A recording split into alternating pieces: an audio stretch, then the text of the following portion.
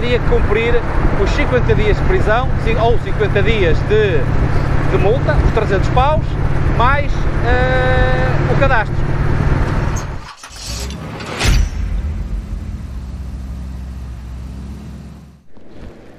Como é, malta? Como é que estão essas peles? Estão boas? Já viram aí pelo título que hoje temos uma coisa um bocadinho diferente. E o título não é clickbait, é uma história real, de uma vida real que é a minha. E eu vou-vos contar a história, porque já passou algum tempo, isto que me mete tribunais. Aguardei algum tempo para contar, mas acho que vocês não vão ficar desagradados com esta história. Vai dar aqui um bom momento televisivo. Sem mais demoras, maltinha, bota para a estrada. Pois é, malta, este vídeo envolve uma compra que eu fiz aqui há uns anos, em 2019, para ser mais preciso, em julho de 2019, em que eu, como sendo gajo das motas, gosto ou gostava de colecionar canivetes, navalhas e por aí fora. E estava informado em relação à legislação. Até eu sei, é o decreto de lei número 5 de 2006, que tem a ver com o regime jurídico das armas e suas munições, em que o artigo 2 diz que a lâmina da navalha, ou do canivete, ou o que seja, nunca pode ser superior a 10 cm e não pode ser auxiliado por uma mola, ou seja, não pode ser de abertura fácil, tem que ser de abertura que implique duas mãos, ou ser a lâmina mais presa para abrir. Isto é só para vos enquadrar. Entretanto, como estava a dizer anteriormente, em julho de 2019, como podem vir da Wish, uma navalha se enquadrava no disposto na lei.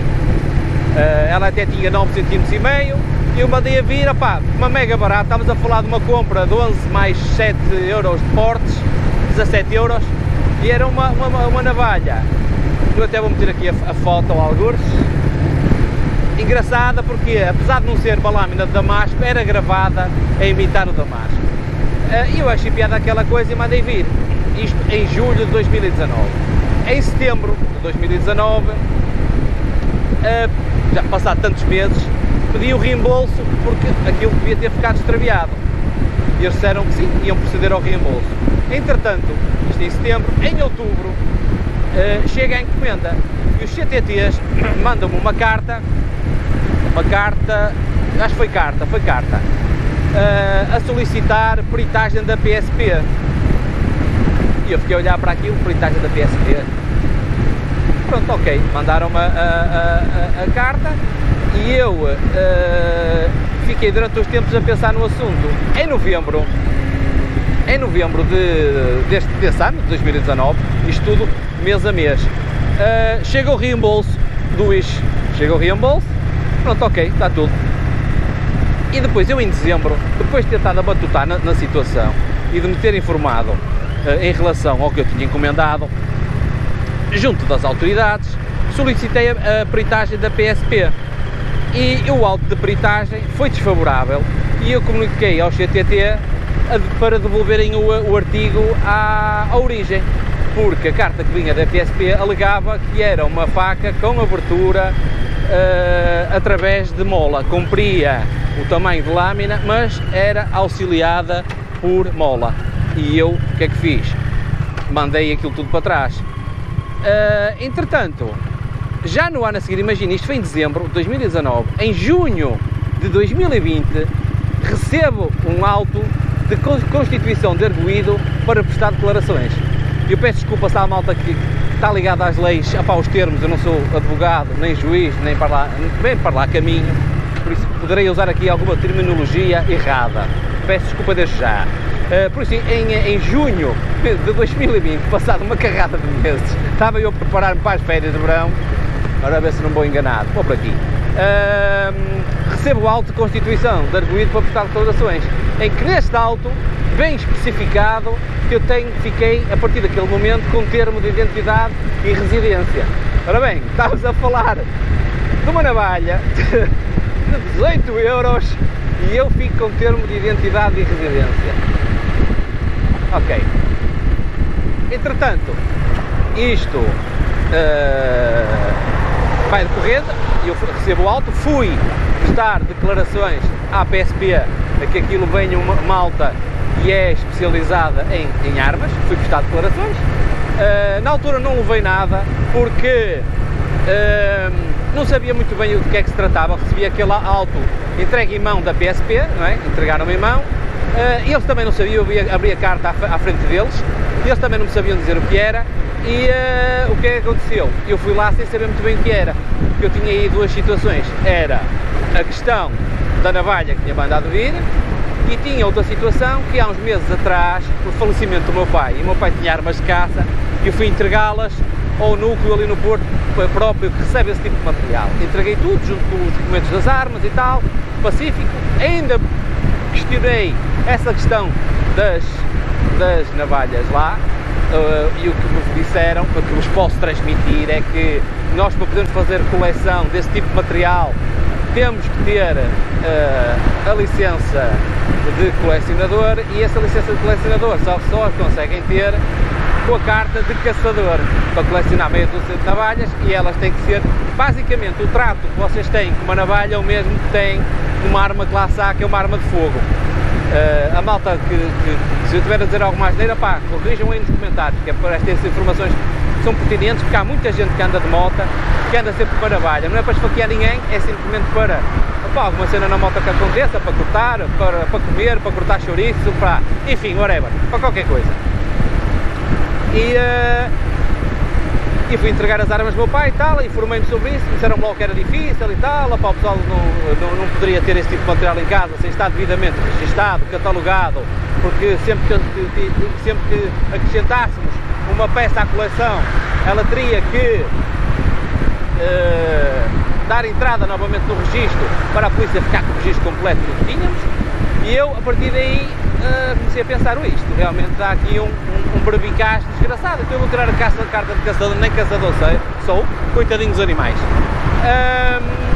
Pronto, fui à peritagem da PSP, percebi logo o que era, dois agentes, opá, super simpáticos, nada a dizer, perguntaram-me logo, olha, o senhor importou, sabe que importou uma arma ilegal? E eu, não sei, estão-me a dizer agora e o que eu li, mas não sei de nada.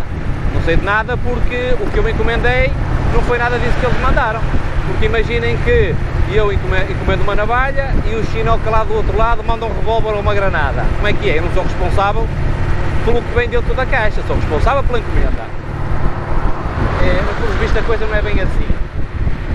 Então preenchi uma carrada de documentos, declarações de rendimentos, cenas de IRS, se estava a trabalhar, se era um elemento enquadrado na sociedade, essas histórias todas. E eu, rapaz exemplar que sou, eles disseram-me logo, olha, não se preocupe, porque geralmente estes casos temos centenas deles e conseguimos averiguar logo, pela conversa que temos, se a pessoa comprou isto para defesa, ou para colecionar, ou para outra coisa qualquer. Isto vai chegar não é o juiz de primeira instância, vai chegar ao desembargador, ou um raio qualquer. É o primeiro juiz abaixo do juiz do tribunal, deve ser isso, que delega dá uma sentença. Pronto, e é que chega, pronto, e tudo isto sempre com o termo de identidade e residência, e eles disseram, olha, pega e solicite apoio judicial a um advogado da Segurança Social. E eu assim fiz, pá, solicitei o apoio judicial, ou a proteção jurídica, à Segurança Social, alegando que estava inocente, apresentei as provas todas, que entretanto consegui fazer um dossiê com a encomenda, com o pedido de devolução, com a restituição do dinheiro, pá, tudo cronologicamente organizado. E o pedido à Segurança Social para esta proteção jurídica veio recusada, pá, porque os meus rendimentos eram acima do que essa proteção deixaria fazer. Entretanto, a comarca do Porto pronunciou-se após as minhas declarações junto da PSP e decidiu aplicar uma pena de crime de detenção de arma proibida classe A, que se enquadra nas classes de arma de fogo, que prevê 1 mês a 4 anos de prisão ou pena de multa. Isto depois como é que isto é traduzido? Imagina, isto o que é que me foi dado, qual é que foi a minha sentença? 50 dias de prisão ou 50 dias de multa a 6 euros o dia, que isto fazia 300 euros de multa e teria que ser entregue à Casa do Caminho, sim, e ficava com um cadastro criminal. Mas um cadastro criminal especial, que era, ficava registado este tipo de ocorrência, mas se eu quisesse concorrer para algum cargo público ou para alguma coisa assim que implicasse mostrar algum tipo de cadastro, isto não aparecia. E eu pensei que era para os meus botões. Ah pá, eu sou idiota, mas não sou estúpido, não é? Vamos lá ver, eu encomendei uma coisa e não foi que me entregaram. Eu quero lá saber se o tribunal acha que eu encomendei aquilo. Eu tenho provas. Ah pá, vamos ao tribunal. Contratei, aliás, não contratei, falei à minha advogada, sim, porque eu tenho advogada, não por andar muitas vezes em crime, mas como tenho bastantes processos ao longo do ano, por causa da arquitetura, por causa de empreiteiros que se portam mal, um gajo tem que arranjar um advogado em condições. Falei com ela, mas ela não estava propriamente à vontade com esse tipo de casos de navalhas, facas, por aí fora. Tive que lhe dar um workshop do que era legal, do que é que não era, como é que aquilo funcionava, e após isso fomos para o tribunal. E após isso não fomos nada para o tribunal. Após isso ela recorreu à sentença. Ela recorreu à sentença, ela disse-me, não sei se é verdade ou não, pode ter sido para alongar o prazo, disse-me que tinha recorrido, mas que não era possível fazer a junção de documentos. Eu tinha preparado o tal dossiê com tudo direitinho, com o que iria ser preciso para provar a minha inocência, mas nada foi anexo ao processo e passado uns meses largos veio a sentença novamente em que eu era culpado e teria que cumprir os 50 dias de prisão ou 50 dias de multa, os 300 paus, mais o cadastro. E eu, não, opá, vamos para o tribunal, não tem nada a ver com isso. Tive que despender ali de algum dinheiro para o processo entrar, mas ainda bem que o fiz. O processo entrou e eu fui ouvido pela juíza, em que a minha advogada conseguiu mostrar as provas do que se tinha passado. Houve ali alguma confusão, porque depois o que é que isto aconteceu? No final o tribunal acabou por ter razão sem tendo razão. Porquê? Porque o facto de eu ter anulado a encomenda, pedido a restituição do dinheiro, ter mandado a navalha para trás, o rei do chinês mandou-me outra navalha, mas desta vez mandou uma navalha correta. Acho que era importante introduzir este ponto. Quer dizer o quê? Que eu tenho a navalha, eu tenho, mas é navalha que não é acionada por mola, nem nada disso, é uma navalha legal. Fui ouvido em tribunal,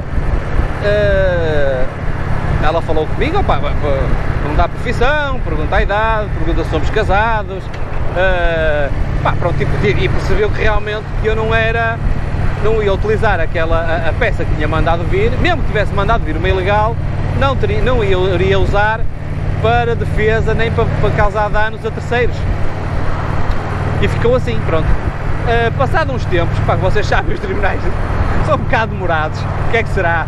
Para estarem a julgar casos de navalhas importadas de 18 euros, andei eu a incomodar o tribunal de advogados com porcarias e com tanta coisa importante para ser julgada, mas enfim, já são outros 500. Entretanto sai a deliberação final e, para o meu espanto, após eu tenho a deliberação em casa, estamos a falar aquilo de um calhamaço de folhas, pai, 30 folhas escritas de um lado e do outro, porque aquilo traz o resumo todo, desde o início, desde que foi ao primeiro tribunal, ao primeiro juiz, ou lá o que é, vem tudo resumido e depois vem aplicada se uma pessoa é inocente ou culpada. Pronto, no meu caso, veio uma coisa engraçada, que vim como inocente, mas um inocente duvidoso, ou seja, o tribunal declarou-me inocente, mas com grandes dúvidas. Porquê? Ele percebeu que o que eu encomendei era realmente uma coisa e chegou outra, apesar da navalha ser exatamente igual, mas com características diferentes, e chegou-se à conclusão que não fazia sentido estarem-me a culpar por aquilo. Só que aquilo tudo, bem, nem a dizer que eu sou inocente, mas no fim dizem que o tribunal ficou com grandes dúvidas porque ficou sem saber se era uma ou duas navalhas e se eu teria recebido a segunda ou não. Ou seja, o tribunal, existe uma lei no tribunal que, em caso de dúvida, o arguido é declarado inocente. Ou seja, eu fiquei inocente. Opa, até me dá vontade de dizer palavrões. Eu fiquei inocente. Não por ser inocente, mas sim pelo tribunal ter dúvidas. Opa, se isso cabe na cabeça de alguém. Eu apresentei as provas todas, com datas, aquilo tudo registado com datas, porque há transferências bancárias, a partir do momento que fazes o pagamento na Wish, há o registro de uma transferência do PayPal, quando recebes o reembolso, há o registro do PayPal, quando fazes a denúncia a dizer que chega tarde, fica o registro com data, opa, e mesmo assim o tribunal teve dúvidas. Ou seja, hoje em dia sou um gajo inocente, não por ser inocente, mas sim pelo que o tribunal não foi capaz de julgar um caso de 18 paus.